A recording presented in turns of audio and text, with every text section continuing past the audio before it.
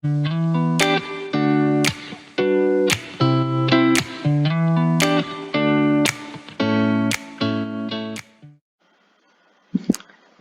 to my YouTube channel.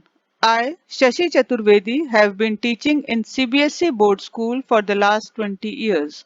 I have started this YouTube channel to teach history and political science up to class 10 and history classes 11th and 12th. If you find the content shared here helpful, then please like, subscribe and comment for more. Thank you.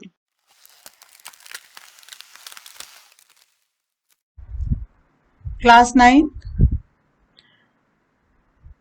first chapter history is of French Revolution. Today we often take the ideas of liberty, freedom and equality for granted. आज हम लोग जो liberty, freedom, equality ये जो ideas हैं इनको बहुत ज़्यादा importance नहीं देते, लेकिन हमको ये जानने की ज़रूरत है कि ये जो ideas हैं इनकी भी अपनी एक history है। फ्रेंच रिवॉल्यूशन को जान करके हम ये जानने की कोशिश करेंगे कि ये जो लिबर्टी, फ्रीडम, इक्वालिटी ये आइडियाज हैं इनका ओरिजिन कैसे हुआ। French revolution it led to the end of monarchy in France. French revolution के कारण फ्रांस में मोनार्की जो है ये खत्म हुआ, राजा का शासन खत्म हुआ और एक नए सिस्टम की शुरुआत हुई। डेमोक्रेटिक जो रिपब्लिकन फॉर्म ऑफ गवर्नमेंट है उसकी शुरुआत हुई। फ्रेंच रिवॉल्यूशन के साथ ही फ्रांस में declaration of the rights of man it was accepted. French revolution का ही हिस्सा था, फ्रांस में declaration of rights of man and citizen was accepted और ये जो डिक्लेरेशन है it announce the coming of a new time. इस डिक्लेरेशन के साथ ही इस चीज की घोषणा हुई कि अब एक नए युग की शुरुआत हो रही है। ये जो आइडिया था कि all individuals had rights and could claim equality, it became the part of a new language of politics. Politics में एक नए लैंग्वेज की शुरुआत हुई कि सभी इंडिविजुअल्स जो हैं इनके अपने अधिकार हैं, ये सब इक्वालिटी को क्लेम कर सकते हैं। ये जो नोशंस थे इक्वालिटी और फ्रीडम के, ये फ्रेंच रिवॉल्यूशन के बेसिक आइडियाज थे, लेकिन फ्रेंच रिवॉल्यूशन के बाद ये जो आइडियाज थे, न्यू डेमोक्रेटिक जो व्यूज थे, इक्वालिटी, लिबर्टी, फ्रीडम, इनकी शुरुआत फ्रांस में हुई। फ्रांस के साथ ये आइडियाज बाकी यूरोपियन कंट्रीज तक पहुंचे और बाकी यूरोपियन कंट्रीज से होते हुए ये दुनिया के बाकी हिस्सों में, India, China, Africa, south America में भी पहुंचे। तो इस चैप्टर में हम जानने की कोशिश करेंगे कि फ्रेंच रिवॉल्यूशन के मेन इवेंट्स क्या थे, फ्रेंच रिवॉल्यूशन क्यों हुआ, what were the basic cause of French revolution, what were the main events related to the French Revolution and what was the impact of French Revolution on France as well as on world also। तो सबसे पहले French revolution की शुरुआत देखते हैं कि French revolution की शुरुआत कब हुई। On the morning of 14 July 1789, the city of Paris was in state of alarm। 14 July 1789 France का जो शहर पेरिस ये बहुत ही टेरर में था। It was in state of alarm, डरा हुआ था।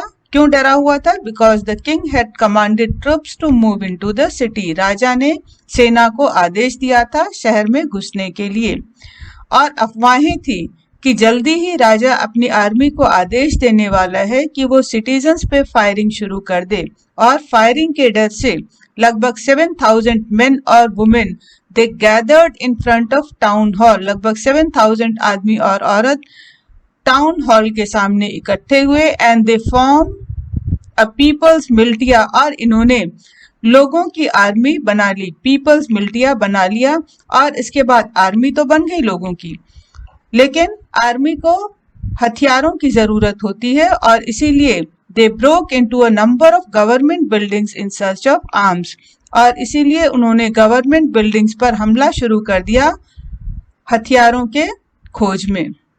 अंत में लगभग कुछ सौ लोगों का जो ग्रुप था, उस ग्रुप ने शहर के ईस्टर्न पार्ट की तरफ मार्च करना शुरू किया।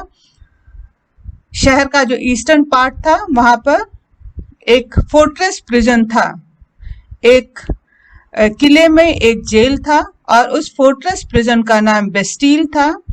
Where they hope to find hoarded ammunition, जहां पर लोगों को उम्मीद थी कि हथियारों को इकट्ठा करके रखा गया होगा।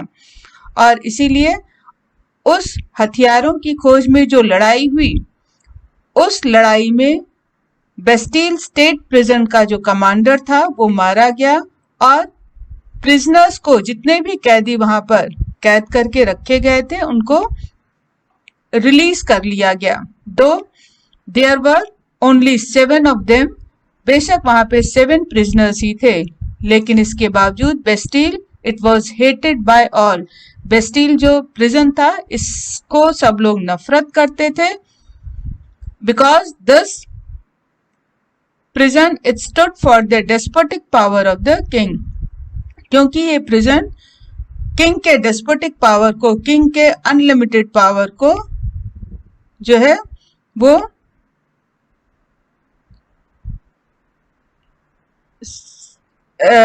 डेस्पोटिक पावर को सिंबलाइज करता था। फोर्ट्रेस प्रिजन को डिमोलिश कर दिया गया, किले को ढा दिया गया, तोड़ दिया गया और इसके जो स्टोन फ्रेगमेंट्स थे, जो पत्थर के टुकड़े थे, इनको बाजारों में बेच दिया गया। जो लोग इस घटना की याद को अपने पास रखना चाहते थे, उन्होंने उन पत्थर के टुकड़ों को खरीदकर अपने घर में as a souvenir, as a trophy अपने घरों में रख लिया। The day that followed saw more rioting both in Paris and the countryside.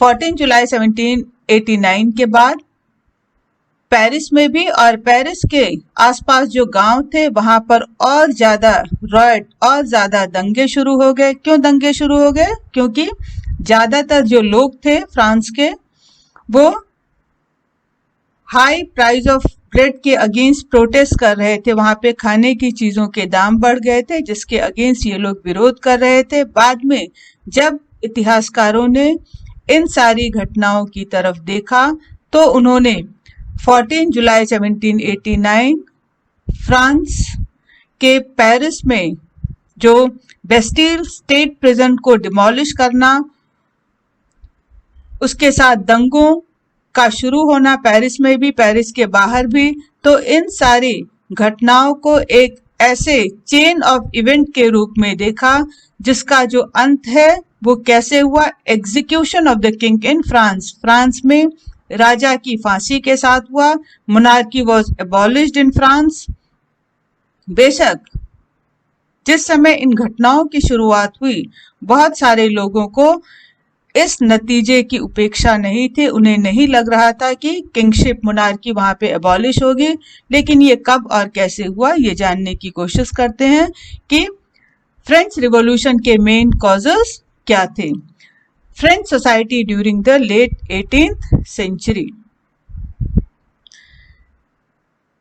In 1774, Louis XVI of the Bourbon family of king ascended the throne of France. 1774 में Louis 16 जो कि Bourbon family का था, बॉर्बन डायनेस्टी का था, ये France का king बना, फ्रांस का राजा बना। When he became king, he was only 20 years old.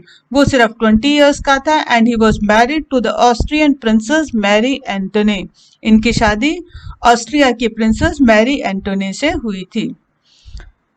जब ये राजा बने लुई 16, तो he found an empty treasury, इन्हें अपना खजाना खाली मिला। क्यों खजाना खाली मिला? Because long years of war had drained the financial resources of France. France की जो अपने नेबरिंग कंट्रीज के साथ लंबे समय से लड़ाइयां चल रही थी, उसके कारण फ्रांस का जो फाइनेंशियल रिसोर्स था वो एकदम से खाली हो चुका था। इसके अलावा जो वर्साय का पैलेस था, इसके मेंटेनेंस में भी बहुत ज्यादा पैसा लगता था और लुइस 16 के समय में फ्रांस ने अमेरिका की 13 कॉलोनीज को हेल्प किया था in gaining their independence from their common enemy Britain.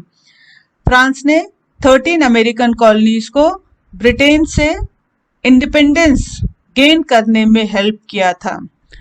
और ये जो अमेरिकन वॉर ऑफ इंडिपेंडेंस को फ्रांस ने हेल्प किया था, जिसके कारण फ्रांस के ऊपर 1 बिलियन लिवरेज का जो डेब्ट था वो और ज्यादा हो गया। फ्रेंच गवर्नमेंट के पास ऑलरेडी 2 बिलियन लिवरेज का डेब्ट था। फ्रांस की गवर्नमेंट के ऊपर 2 बिलियन लिवरेज का कर्जा था, जो कि 13 अमेरिकन कॉलोनीज को हेल्प करने के कारण 1 more billion leverage was added in this डेब्ट। तो टोटल फ्रेंच गवर्नमेंट के पास 3 बिलियन लिवरेज का डेब्ट हो चुका था।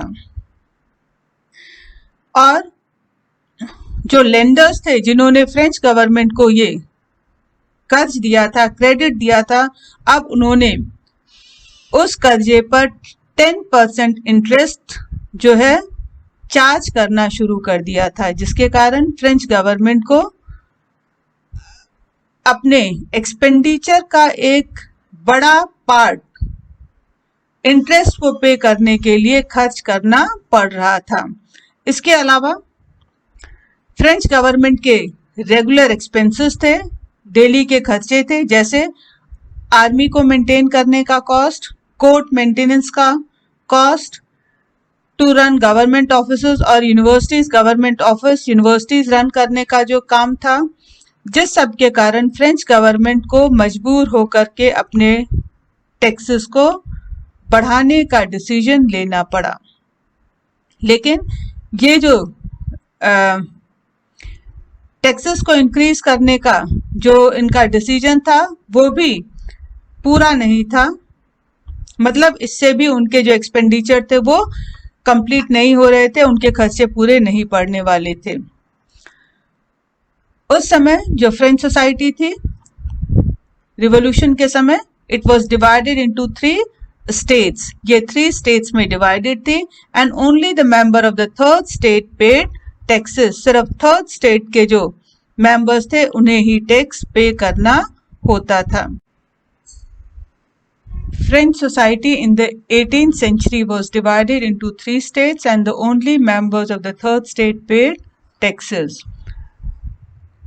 18th century में जो फ्रेंच सोसाइटी था वो 3 स्टेट्स में डिवाइडेड था और सिर्फ थर्ड स्टेट के लोग ही टैक्स पे करते थे। अगर आप लोग आपके पास बुक होगी figure 2 A Society of States, look at that figure. It shows that this figure 2, it shows that the system of states in French society was organized into 3 groups. Peasants made up about 90% of the population. ये जो peasants थे, जो किसान थे, ये population का 90% part जो था, they were of peasants. However, only a small number of them owned the land they cultivated. लेकिन सिर्फ इसमें से कुछ ही पीजेंट्स ऐसे थे जिनके पास अपनी खुद की जमीनें थीं। 60% of the land was owned by the nobles, the church and other richer members of the third state. जो 60% लैंड था ये या तो नोबल्स के पास था या फिर चर्च के पास था या थर्ड स्टेट के रिचर मेंबर के पास था। The member of first 2 states, that is the clergy and the nobility, enjoyed certain privileges by birth. जो first 2 state के members थे nobility and clergy, इन्हें by birth जन्म से ही कुछ privilege विशेष अधिकार मिले हुए थे and the most important privilege was exemption from paying taxes to the state. और सबसे important जो privilege इन्हें मिला हुआ था first 2 state के members को, वो क्या था? They were exempted from paying taxes to the state. इन्हें state को टैक्स पे नहीं करना पड़ता था।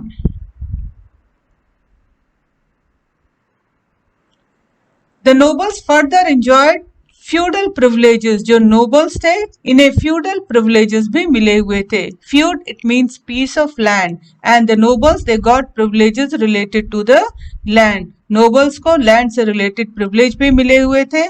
मतलब ये जो थर्ड स्टेट के लोग थे इनसे फ्यूडल ड्यूज ले सकते थे. इसके अलावा जो पीजेंट्स थे they were also obliged to render services to the lord. जो पीजेंट्स थे इन्हें अपने लॉर्ड को कुछ सर्विसेज भी देने होते थे, अपनी कुछ सेवाएं भी देनी होती थी. For example they have to work in the house and the fields of the lord, to serve in the army and to participate in building roads. So if you look at figure 2, according to that figure, French society in 18th century it was divided into 3 states.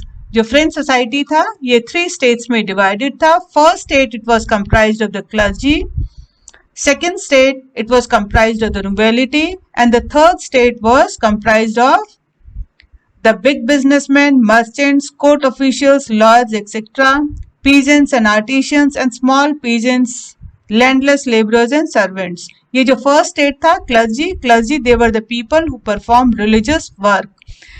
Clergy में वो लोग आते थे जो कि religious work perform करते थे. मतलब ये आपका यूरोपियन सोसाइटी के जो प्रीस्ट थे, जैसे आपको पता है क्रिश्चियनिटी में बिशप्स होते हैं, क्लैरिक्स होते हैं, फादर्स होते हैं, पोप होते हैं, तो ये जो सब लोग थे दे फॉर्म द क्लर्जी. ये क्लर्जी फॉर्म करते थे और इनका काम रिलीजियस वर्क परफॉर्म करना होता था. Second state it was comprised of the nobles. जो सेकेंड स्टेट के लोग थे इसमें नोबल्स थे who were the feudal lords, जो ज्यादातर रूलिंग क्लास एंड को बिलोंग करते थे, या फिर ये लोग बिग लैंड होल्डर्स हुआ करते थे. जो थर्ड स्टेट के लोग थे, third state people, they were further divided into 3 groups. Third state के लोग आगे 3 ग्रुप्स में डिवाइडेड थे. The first part of this third state it was comprised of the big businessmen, merchant, court officials, lords, etc. Third group के जो third state के लोग थे ये 3 हिस्सों में डिवाइडेड थे. इसमें जो सबसे रिचर क्लास था इसमें बड़े बिजनेसमैन आते थे, मर्चेंट्स आते थे, कोर्ट ऑफिशियल्स आते थे, लॉयर्स वगैरह आते थे. इसमें जो मिडिल में थे पीजेंट्स एंड आर्टिशियंस, जो किसान और कारीगर थे, they form the middle of this third state. And at the bottom there were small peasants, landless labourers and servants. सबसे नीचे यहाँ पे छोटे किसान, भूमिहीन किसान और नौकर आते थे. इसमें हमें ध्यान रखना है कि ये जो फ्रेंच सोसाइटी था इसमें जो किसान थे इनका शेयर पॉपुलेशन में 90% था, लेकिन इनके पास बहुत कम जमीनें थी. 60% जो लैंड था टोटल फ्रांस का, ये या तो नोबल्स के पास था, या फिर चर्च के जो क्लर्जी ग्रुप था इसके पास था, या फिर जो richer members of third state that means big businessman, merchants, court officials, lawyers etcetera इनके पास था.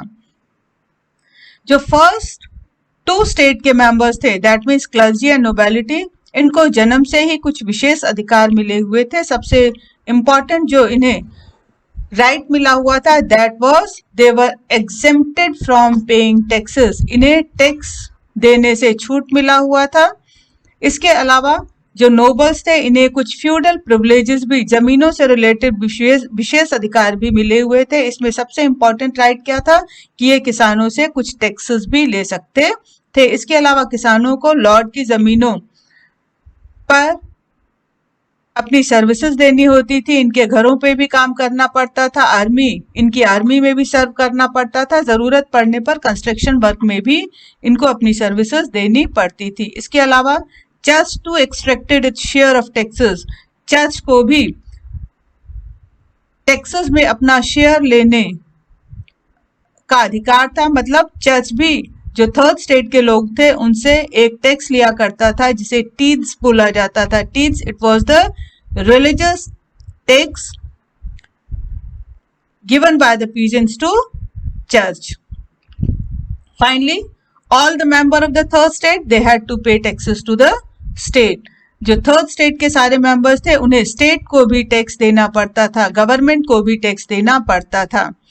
ये जो गवर्नमेंट को इन्हें टैक्स देना पड़ता था that was that included a direct tax call taille, ये जो डायरेक्ट टैक्स था जिसे टेले बोला जाता था। इसके अलावा इन्हें बहुत सारे इनडायरेक्ट टैक्सेस भी देने पड़ते थे, और ये जो इनडायरेक्ट टैक्सेस थे they were levied on the article of everyday consumption like salt and tobacco, daily life की कंजम्पशन की चीजें जो थी जैसे नमक पे, तंबाकू पे, इस सब पर भी थर्ड स्टेट के लोगों को टैक्स देना पड़ता था। और सबसे इम्पोर्टेंट ये था कि burden of financing activities of the state through taxes was borne by the third state alone, ये जो टैक्स देने की जिम्मेदारी सिर्फ थर्ड स्टेट के लोगों के ऊपर ही थी।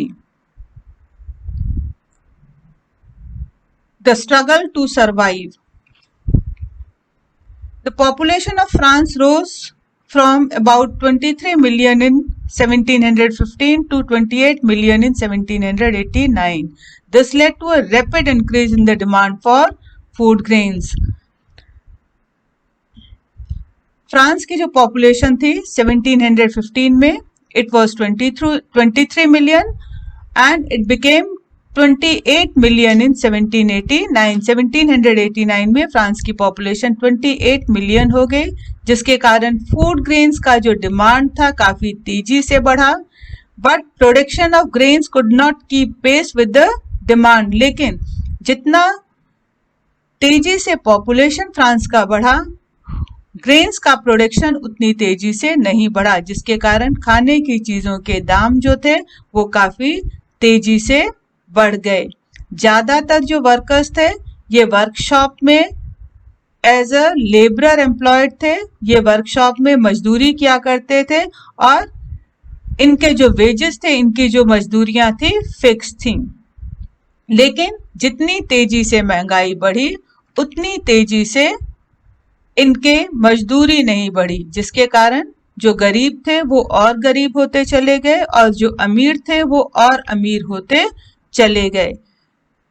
जो चीजें थी वो और ज्यादा खराब हो जाती थी जब सूखा पड़ता था या फिर बर्फ पड़ती थी, जिसके कारण सबसिस्टेंस क्राइसिस की शुरुआत हो गई। Subsistence crisis, it is an extreme situation where the basic means of livelihood are endangered. Subsistence crisis वो एक्सट्रीम सिचुएशन है जबकि जिंदा रहने के जो बेसिक मीन्स हैं वो खतरे में पड़ जाते हैं। मतलब जब लोग अपने खाने की जरूरतों को भी पूरा नहीं कर पाते हैं, ऐसी जब स्थिति शुरू होती है तो इंसान को जीने के लिए संघर्ष करना पड़ता है, और इसी ये परिस्थिति को सबसिस्टेंस क्राइसिस कहा जाता है। ये जो सबसिस्टेंस क्राइसिस था ये ओल्ड रिजीम में फ्रांस में फ्रीक्वेंटली ऑकर हुआ करता था। Old regime, the period before the French revolution is known as old regime. French revolution के पहले का जो समय है इसको फ्रेंच हिस्ट्री में ओल्ड रिजीम के नाम से जाना जाता है। एंड सबसिस्टेंस क्राइसिस जो था ये ओल्ड रिजीम में फ्रांस में फ्रीक्वेंटली ऑकर होता रहता था। A growing middle class envisages an end to privileges. French revolution 1789 के रिवॉल्ट के पहले भी फ्रांस में यहाँ के किसानों और मजदूरों ने कई तरह के रिवॉल्ट में पार्टिसिपेट किया था। ये रिवॉल्ट किए गए थे टैक्सेस, बढ़े हुए टैक्सेस के अगेंस्ट, फूड स्केर्सिटी, खाने की चीजों की कमी के अगेंस्ट। 1789 के पहले भी कई सारे रिवॉल्ट हुए थे और जिसमें किसानों और मजदूरों ने हिस्सा लिया था, लेकिन इनके पास उतने साधन नहीं थे, उतने प्रोग्राम नहीं थे, जिसके कारण ये सोसाइटी में उस समय सोशियो इकोनॉमिक ऑर्डर में कोई बड़ा चेंज ला सकते। अब फ्रेंच सोसाइटी में चेंज लाने की रिस्पॉन्सिबिलिटी थर्ड स्टेट के उन लोगों के ऊपर आ गई जो कि प्रॉस्पेरस, जो कि समृद्ध थे, जिनके पास एजुकेशन था, जिनके पास नए आइडिया थे। 18th सेंचुरी में फ्रांस में एक नए सोशल ग्रुप का इमर्जेंस हुआ। ये जो नया सोशल ग्रुप फ्रेंच सोसाइटी में इमर्ज हुआ इसको मिडिल क्लास का नाम दिया गया। मिडिल क्लास के जो लोग थे इन्होंने वेल्थ को अर्न किया था थ्रू एक्सपेंडिंग ओवरसीज ट्रेड।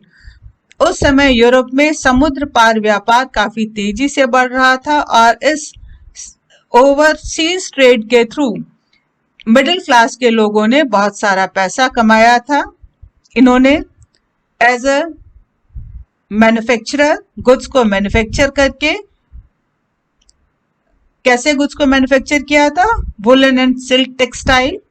इसके अलावा या तो ये खुद एक्सपोर्ट में इन्वॉल्व हुए थे या इंपोर्ट में इन्वॉल्व हुए थे। तो एक्सपोर्ट, इंपोर्ट या फिर गुड्स मैन्युफैक्चरर में इन्वॉल्व होकर के इन्होंने बहुत सारे वेल्थ को अर्न किया था, इन्होंने जो है पैसा कमाया था। इसके अलावा तो आपका थर्ड स्टेट में मर्चेंट्स थे, मैन्युफैक्चरर्स थे।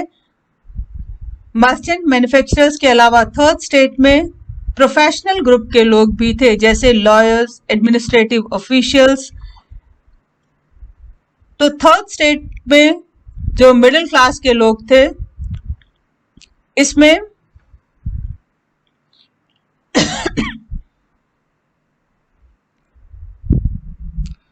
a growing middle class envisages an end to privileges.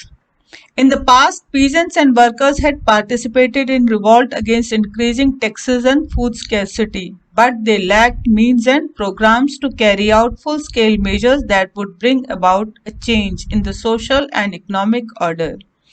Past में भी फ्रांस में यहाँ के जो किसान और मजदूर थे, इन्होंने पास्ट में जो टैक्सेस इंक्रीज किए गए थे या फूड स्कैर्सिटी उस समय जो हुई थी, उसके अगेंस्ट किसानों मजदूरों ने रिवॉल्ट में पार्टिसिपेट किया था। लेकिन इनके पास इतने मीन्स नहीं थे, मेथड्स नहीं थे, प्रोग्राम्स नहीं थे कि वो रिवॉल्ट सक्सेसफुल हो सकते और सोसाइटी में कोई बड़ा सोशल और इकोनॉमिक चेंज इंट्रोड्यूस वो कर पाते। अब सोशो इकोनॉमिक ऑर्डर में चेंज इंट्रोड्यूस करने की रिस्पॉन्सिबिलिटी थर्ड स्टेट के उन लोगों के ऊपर आ गई जो कि बहुत प्रॉस्पेरस थे, जो कि समृद्ध थे, पैसे वाले थे, and who had access to education and new ideas, जिसके पास शिक्षा भी थी, जो एजुकेटेड भी थे और एजुकेशन के कारण इनके पास नए आइडियाज भी थे। 18th सेंचुरी में फ्रेंच सोसाइटी में एक नया सोशल ग्रुप इमर्ज हुआ जिसको मिडिल क्लास का नाम दिया गया। मिडिल क्लास में वो लोग थे जिन्होंने एक्सपेंडिंग ओवरसीज ट्रेड, जो उस समय समुद्र पार व्यापार एक्सपेंड हो रहा था, उसके थ्रू पैसा कमाया था। कैसे पैसा कमाया था? Because they were the manufacturer of goods such as woollen and silk textiles, क्योंकि इन्होंने इस ओवरसीज ट्रेड में एज ए मैन्युफैक्चरर गुड्स को मैन्युफैक्चर करके, जैसे वुलन एंड सिल्क टेक्सटाइल को मैन्युफैक्चर करके, एक्सपोर्ट करके, इंपोर्ट करके पैसा कमाया था। तो ये जो मैन्युफैक्चरर्स थे, मर्चेंट्स थे, इसके अलावा प्रोफेशनल लोग भी मिडिल क्लास में इन्वॉल्व थे, जैसे लॉयर्स एंड एडमिनिस्ट्रेटिव ऑफिशियल्स। तो ये जो मिडिल क्लास के लोग थे, all of these were educated, ये लोग पढ़े लिखे थे, and they believed that no group in society should be privileged by birth. और इनका ये मानना था कि बाय बर्थ, जन्म से किसी भी ग्रुप को सोसाइटी में विशेष अधिकार नहीं मिलने चाहिए। They believe that a person social position must depend on it's merit. इंसान की जो सोशल पोजीशन है वो उसकी योग्यता के ऊपर डिपेंड करनी चाहिए। तो इस तरह से अब ऐसे आइडियाज इमर्ज हो रहे थे कि जो सोसाइटी है it should be based on freedom, यहाँ पर सबको फ्रीडम मिलना चाहिए। There should be equal laws for all, सबके लिए एक जैसे कानून होने चाहिए। Everyone should get equal opportunity, सबको एक जैसे अपॉर्चुनिटीज मिलने चाहिए। और ये जो सारे व्यूज थे, इस तरह के व्यूज जो हैं वो आगे लाए जा रहे थे उस समय के फिलोसफर्स के थ्रू। उस समय जो पॉपुलर फिलोसफर्स थे वेस्टर्न कंट्रीज में, इसमें John Locke, Jean Jacques Rousseau ये थे। In his two treatises of government, Locke sought to refute the doctrine of the divine and absolute right of the monarch. ये जो टू ट्रीटीज ऑफ गवर्नमेंट, इसमें John Locke इन्होंने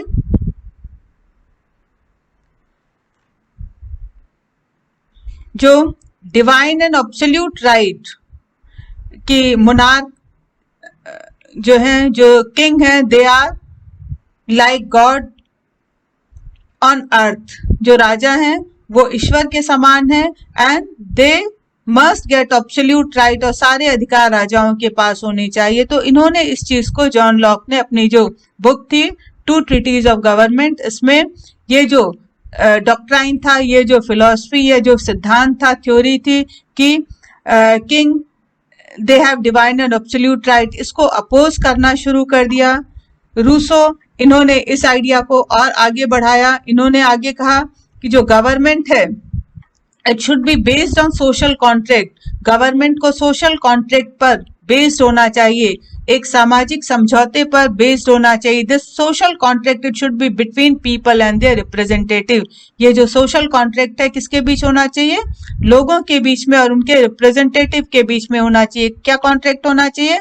कि जो representative हैं they will work for the welfare of the people, जो representative है लोगों के वेलफेयर के लिए काम करेंगे, उनकी जरूरतों को पूरा करेंगे। इसके बदले people they would be loyal towards their representative and they will pay taxes from time to time. तो सोशल कॉन्ट्रैक्ट पर बेस्ड गवर्नमेंट होनी चाहिए, जिसमें ये सोशल कॉन्ट्रैक्ट लोगों और उनके रिप्रेजेंटेटिव्स के बीच में होना चाहिए, और दोनों अपने अपने जो भी कॉन्ट्रैक्ट के पार्ट को अच्छे से निभाएंगे। लोगों की जिम्मेदारी होगी कि वो अपने जो लीडर्स हैं, रिप्रेजेंटेटिव्स हैं, उनको समय समय पे टैक्स दें, उनके प्रति लॉयल रहें, उनकी बात को माने, और बदले में रिप्रेजेंटेटिव्स की भी रिस्पॉन्सिबिलिटी होगी कि वो लोगों की जरूरतों को पूरा करें। आगे जो मॉन्टेस्क्यू थे, इन्होंने इस व्यू को और आगे बढ़ाया और इन्होंने एक बुक लिखी, the spirit of the laws. The spirit of the laws में Montesquieu he proposed the division of power within the government between the legislature, executive and judiciary। Montesquieu ने कहा कि जो गवर्नमेंट के पावर्स हैं वो 3 ऑर्गन्स के बीच में डिवाइड होने चाहिए। सारे जो काम है एक ही इंसान या एक ही ग्रुप ऑफ पीपल ना करके इसको डिफरेंट ऑर्गन्स के थ्रू परफॉर्म होना चाहिए। जैसे लेजिस्लेचर, इसका काम होगा to frame laws, executive to execute the law framed by the legislature, and judiciary इसका वर्क होगा टू सॉल्व डिस्प्यूट्स। तो ये जो फिलोसफर्स ये जो नए आइडिया सामने रख रहे थे, उन आइडियाज के बारे में अवेयरनेस फैल रही थी, लोग उसको डिस्कस कर रहे थे, और इस तरह की गवर्नमेंट ऑलरेडी यूएसए में आ चुकी थी। American War of Independence, it was fought in 1776, and after the colonies they came together and they formed United States of America. The new government, it had adopted this new form of government, and the powers of government now it was divided among the 3 organs of the government, legislature, executive and judiciary. और America की जो नई constitution, America ही first country था एक तरह से दुनिया का जिसने अपने देश को रिटन कॉन्स्टिट्यूशन दिया। तो अमेरिकन जो कॉन्स्टिट्यूशन बना, उस कॉन्स्टिट्यूशन में अमेरिकन सिटीजन्स को इंडिविजुअल राइट्स दिए गए, और ये जो new form of government America में बनी, या जो इंडिविजुअल राइट्स अमेरिकन गवर्नमेंट ने अपने सिटीजन्स को प्रोवाइड कराए, इन सभी चीजों को लेकर के फ्रांस के पॉलिटिकल जो थिंकर्स थे वो डिस्कस कर रहे थे, एक एग्जाम्पल के रूप में डिस्कस किया जा रहा था। तो ये जो फिलोसफर्स के नए आइडियाज थे, इसके बारे में फ्रांस के जो सैलून एंड कॉफी हाउसेस थे उसमें बहुत ज्यादा इंटेंसिवली, बहुत ही गहराई से डिस्कशन हो रहा था, और ये जो आइडियाज थे ये बुक्स के थ्रू, डिस्कशन के थ्रू, न्यूज़पेपर्स के थ्रू, डिबेट के थ्रू कॉमन लोगों तक स्प्रेड हो रहे थे।